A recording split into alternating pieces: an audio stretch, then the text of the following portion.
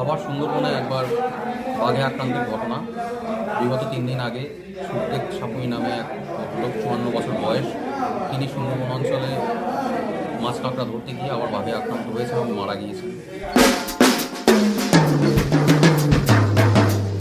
আবারও সুন্দরবনের জঙ্গলে মাছ ও কাঁকড়া ধরতে গিয়ে বাঘের আক্রমণে গুরুতর আহত হয়ে মৃত্যুর সাথে পাঞ্জা লড়ছেন কুলতলির বৈকুণ্ঠপুর অঞ্চলের মৎস্যজীবী সুখদেব সাপুই, বয়স 54।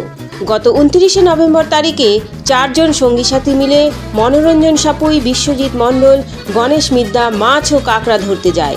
সুন্দরবনের ঠাকুরানী নদীর পার্শেমারি জঙ্গলে মাছ কাঁকড়া ধরার সময় জঙ্গল থেকে বাঘ এসে ঝাঁপিয়ে পড়ে। তৎক্ষণাৎ পাশে থাকা সঙ্গী সাথীরা চিৎকার করতে থাকে, বাঘ ছেড়ে চলে যায়। তারপর সঙ্গী সাথীরা প্রথমে স্থানীয় ডাক্তারের কাছে নিয়ে